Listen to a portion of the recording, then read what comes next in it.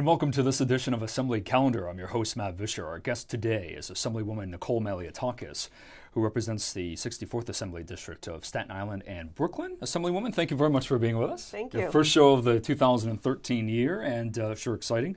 Lots going on here. I mean, we're into the thick of things now, and there's a few big local issues I think we should address and talk a little bit about. The first is the recently approved MTA hike on the Verrazano Bridge. And let's talk a little bit about that, how that happened, and certainly the impact it's going to have on your constituents. Sure. This is a very difficult increase for my constituents that was approved by the MTA board last month. It will take effect in March, raising the Verrazano Bridge to $15, the most expensive bridge in the world. It is a complete disgrace, quite frankly, that this is what we are being faced with, especially in a community that is surrounded by bridges. You cannot leave Staten Island to get to either New Jersey or Brooklyn without obviously utilizing the bridge. And the same thing for my constituents in Bay Ridge, who, if one of them works in New Jersey, they now have to pay almost $25 round trip just to get to work every day. It's completely outrageous, and it affects the economic viability of our community. We cannot get people to visit our stores, our restaurants. We have a great theater, and it's unfortunate because I do believe this does have an economic impact on the community. Last year, I sued the Port Authority of the State Port Authority of New York and New Jersey for failing to release an economic impact study for the toll increases. I just got word that they have lifted their appeal, and they have provided me with a study, which I will be releasing publicly shortly. But these authorities are completely out of control, and unfortunately, the state legislature doesn't have a vote on these appointments or on the fare increases or toll increases, and so we're at the mercy of the governor and the board members that are represented. I mean, certainly that unilateral control that the board has to just decide whenever, much like the Thruway Authority, decide whenever they feel at their own discretion they have a budget gap somewhere that they're just going to increase. And so where does it stop is the question. Yeah, well, you know, this particular vote, we only had one no vote on the entire board, and that was the representative from my district, Alan Capelli. He's a great person who really sees things in a different light. He wants to make the tolls more equitable throughout the region. You know, there are multiple counties, 12 counties in the MTA territory, and so to make it more equitable throughout the region. So the Verrazano Bridge is not subsidizing Metro North, the Long Island Railroad, and so, you know, he's the only one who has stood up, though, against these toll increases. And so he's joined with me in many ways to try to advocate for waiving of bond fees that increase the debt of these authorities that, of course, are passed on to the fare and toll through fare and toll increases in our community, and a number of other measures to look for alternative sources of revenue so we don't have to keep going back to the commuter and picking their pocket. And there always seems to be this reoccurring theme, if you will, of fiscal mismanagement within the authority. I mean, do you believe that to be the case with the MTA? I mean, in terms of their fiscal solvency, I mean, is there mismanagement going on? Well, the issue is that they keep issuing debt to pay for projects that we can't afford. And so now the MTA is approaching next year with a $40 billion deficit, and that's billion with a B. I mean, it's just completely outrageous.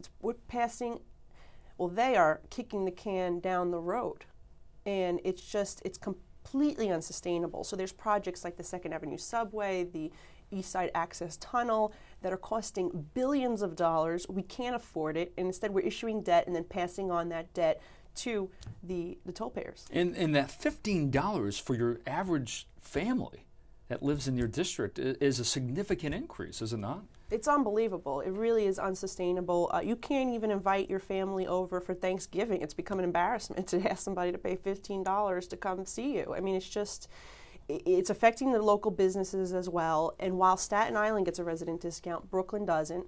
So my constituents in Bay Ridge who have family on Staten Island or want to come to the Staten Island Mall, they have to pay a full fare to get there. And the local businesses on Staten Island don't get a discount. So if you have a local business and you have commercial deliveries and whatnot, you need to pay the full price to do that. So it really does affect the economy of Staten Island. We need to have a regional equitable plan, and that's what myself, my colleagues, and Alan Capelli, our board member, have been working on. And that you believe is a solution?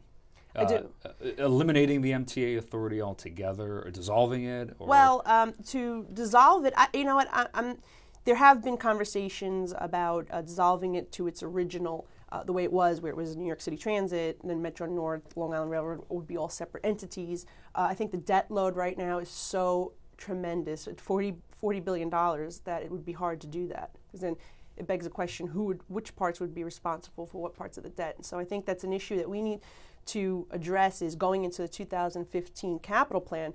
We urge the MTA to stop these mega projects that we can't afford, stop issuing the debt. Let's get the debt under control, and then we can move forward, implement a regional plan that's fair and equitable for the entire 12 counties of the MTA territory, and that, I think, will be the way that we could begin addressing the issue. Is the MTA launching these programs just to launch them? Not programs, but these projects. Are they doing them just to do them, or, in your opinion, are many of them necessary? I don't think many are necessary, especially these mega projects.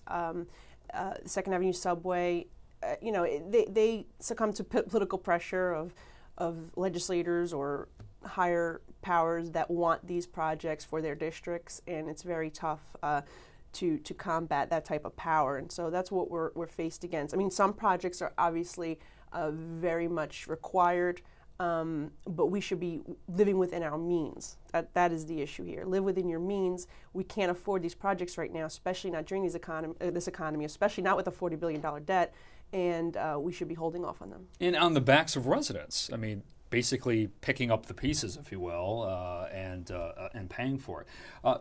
We're now getting into the thick of things with the legislative session. Attention is turning now to the budget, and looking at a potential passage early passage by April 1. And the governor sets the tone with a State of the State address. You had made some comments reacting to the governor's State of the State message. Let's take a listen to that, and we'll come back and talk a little bit about it. The national economy is better than it was, but it's not driving recovery at a fast enough pace. Our mantle as the progressive capital is a continuing responsibility. It doesn't end. Upstate New York needs more investment and more assistance. Our children are not being educated to the fullest. Women are not treated equally and fairly by this society. And Mother Nature has not been kind to us. I think a couple of the themes that I think I totally support with the governor: economic development, jobs, trying to revitalize upstate New York. It was very refreshing to hear. Certainly calling on Congress to quit twiddling their thumbs and get the needed aid as a result of Hurricane Sandy. So there were a lot of thematic ideas that the governor championed, but also there's going to have to be a lot of discussion about the specifics and details. I was very happy to hear about the flood mitigation program and the buyout program that the governor wants to put forth. It is something that I have advocated for, and my constituents have certainly expressed an interest in. I have a district, unfortunately, that is so hit hard, and not only this time, but in the past have had problems with flooding. And so this would present them with an opportunity to leave for a different area. And not only that, but I think it's an opportunity for us as a community to rebuild in a smarter way. Assemblywoman, you mentioned there discussing Sandy, and obviously a major devastating impact on your district. Talk to me about a little bit, if you could, about the continued recovery efforts and where things stand at this point. Well, it's been a very difficult few months for my community. We are in dire need of aid. This aid that we're waiting for the federal government to pass down to the state and then bring to the localities is crucial. And I was very happy that the governor has said that he does want to provide both a buyout program and a federal mitigation plan, so we can either build these homes back higher, or we can buy them out and allow those people to take those funds and go to another area within the vicinity of the community.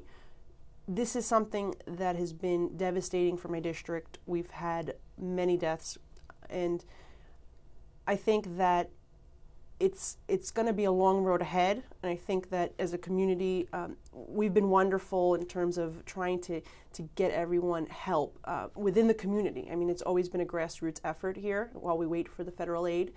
And I was very pleased to see the outpouring of support from both my constituents on Staten Island and in Bay Ridge who have come together, donating food, donating clothing, volunteering. I had a number of volunteer cleanups where I had hundreds of people turn out, hundreds, probably about 1,500 the first day, 800 other days, 1,200. Mega numbers for something that I gave 24 hours notice for. So, but we continue to struggle. I have many constituents who are in very dire situation. The insurance companies aren't paying. FEMA, they're giving them a hard time as well in many cases. With the insurance companies, I had to introduce legislation that would provide for 8 unfair claims settlement practices with an opportunity to file a lawsuit, a civil remedy for those consumers. And it's time that New York State changes its laws to protect the consumer and not the insurance company. So I've introduced that piece of legislation. The Staten Island Advance has written an editorial in support. I'm now circulating the language with my colleagues and trying to garner support for that. But we do need to make serious reforms to the insurance law this year. And another thing that I'm working on is a proposal to try to get included in the state budget, which would waive the state portion of the sales tax for people who had to replace their vehicles who were lost in the storm. This is a windfall here with the budget. This is not money that we were anticipating. These people would not have purchased new vehicles if their lives weren't destroyed, their vehicles were destroyed. And so the state should not be profiting, really, off of the sorrows of others and their constituents. And so what I'm hoping for is that this will be included in the state budget. And my colleagues have joined in a chorus to try to get that done with the governor, and so I'm hopeful that that will occur this year. Do you have some support in the Senate for that? We do, actually. We do. Senator Golden, Senator Lanza, Senator Savinos have all signed on to this. We've written a letter to the governor, and I believe it will be included, hopefully, in the Senate Task Force report. And I do believe that's the least we can do to try to save. I'm saying it should be capped at $1,000. So that's for a $25,000 vehicle, replacement vehicle. That would be very helpful in this time. Talk to me a little bit about, real quick, spousal refusal. There seems to be some talk that this may be working on through the legislative process, and what it is. Yeah, sure. Well, spousal refusal, the right to spousal refusal, is if you have a couple and one of them is very ill and requires nursing home care or home care, then it would allow the surviving spouse, the healthy spouse, to push it, to keep the assets. So that way, the other spouse, the not healthy spouse, would be able to get Medicaid services to help pay for home care. So you see this a lot with individuals who their spouse has Alzheimer's. They need home care. And what happens is, if we eliminate that right for spousal refusal, then the healthy spouse will be bankrupt, and then they won't be able to survive. And then they would need to go onto Medicaid as well. So it really doesn't make sense. It's actually counterproductive. There's really, I don't believe, a cost savings there because when that spouse now has to give up everything that they've worked for, they can only have a very small amount, a home plus a very small amount of assets to live the remainder of their life. It makes absolutely no sense to do that. And so I think it's wrong that this proposal really unfairly targets senior citizens. And says that, you've worked your whole life for this, but you're going to have to give it up to provide care for your spouse. And in many cases, it could actually leave the couple with no choice but to actually divorce just to preserve their livelihood and what they've earned their whole life. So I'm very opposed to this proposal. It's something that has been recurring every year. And we're hoping once again to defeat this in this year's budget. Thank you very much, Assemblywoman. It's been a pleasure talking to you today, and thanks for joining us on this week's edition of Assembly Calendar. We'll see you next time.